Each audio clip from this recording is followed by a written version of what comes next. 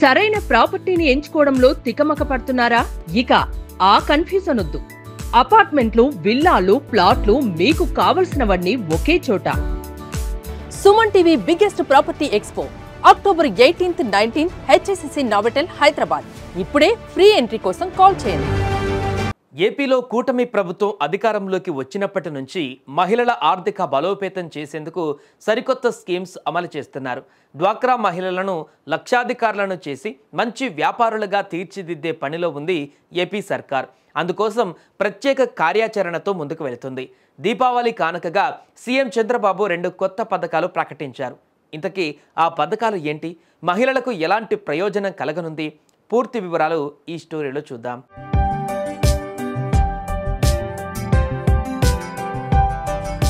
ఓవైపు ప్రతిపక్షాలు ఎన్ని రకాలుగా విమర్శిస్తున్నా అధికారంలో ఉన్న కూటమి ప్రభుత్వం వాటిని లెక్క చేయకుండా మహిళా సాధికారత కోసం సరికొత్త పథకాలు అమలు చేస్తున్నారు.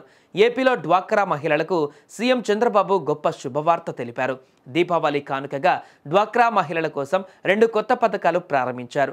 డ్వాక్రా సంఘాల ద్వారా పిల్లల చదువుకు ఎన్టీఆర్ విద్యాలక్ష్మి, ఆడపిల్లల వివాహాలకు ఎన్టీఆర్ కళ్యాణలక్ష్మి పథకాలను త్వరలో అమలు చేస్తామని తెలిపారు.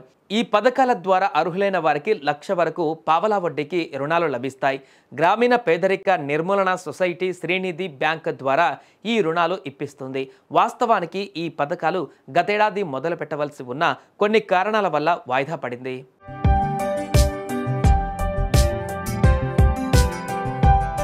సీఎం చంద్రబాబు మాట్లాడుతూ డ్వాక్రా మహిళలు పెద్ద ఎత్తున డబ్బులను పొదుపు చేస్తూ బ్యాంకుల ద్వారా రుణాలు తీసుకొని పూర్తి స్థాయిలో చెల్లించడం ద్వారా కొత్త రుణాలు పొందే అవకాశం లభిస్తుంది.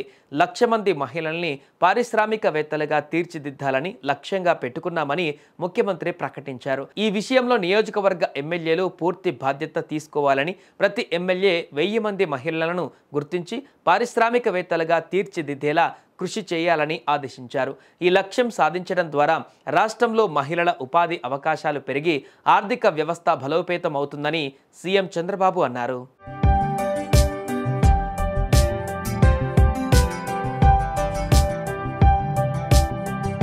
డ్వాక్రా సభ్యులైన మహిళల పిల్లల చదువులు ఎక్కడా ఇబ్బంది కలగకుండా వారికి అండగా ఉండేందుకు ఎన్టీఆర్ విద్యాలక్ష్మి పథకాన్ని ప్రవేశపెడుతున్నామని ముఖ్యమంత్రి తెలిపారు. ఈ పథకం ద్వారా 10,000 నుంచి 1,00,000 వరకు రుణ సాయం అందిస్తారు.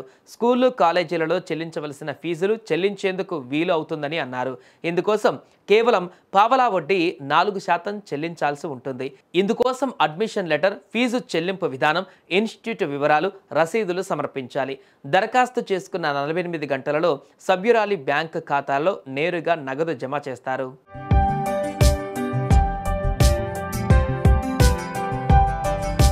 డ్వాక్రా సభ్యురాలికి పెళ్లిడు వచ్చిన కూతురు ఉంటే ఆర్థికంగా వారిని ఆదుకోవడానికి ఎన్టీఆర్ కళ్యాణలక్ష్మి పథకాన్ని ప్రవేశపెడుతున్నామని ముఖ్యమంత్రి తెలిపారు. 10,000 నుంచి 1,00,000 వరకు రుణంగా తీసుకోవచ్చు.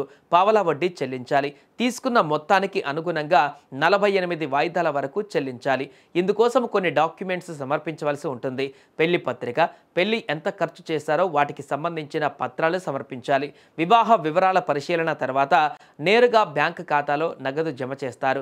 ఈ 2 పథకాలకు ఏడాదికి ఒక్కోదానికి 1,000 కోట్ల చొప్పున మొత్తం 2,000 కోట్లు ఖర్చు చేయనున్నారు. ఈ పథకాల కింద రుణ సాయం పొందిన తర్వాత సభ్యురాలు ప్రమాదంలో చనిపోతే ఈ రుణ మొత్తాన్ని మాఫీ చేస్తారు. ఈ పథకాల అమలు ద్వారా డ్వాక్రా మహిళలు మరింత ఆర్థికంగా స్వావలంబన పొంది కుటుంబాలు బలోపేతమవుతాయని నిపుణులు అభిప్రాయపడ్డారు.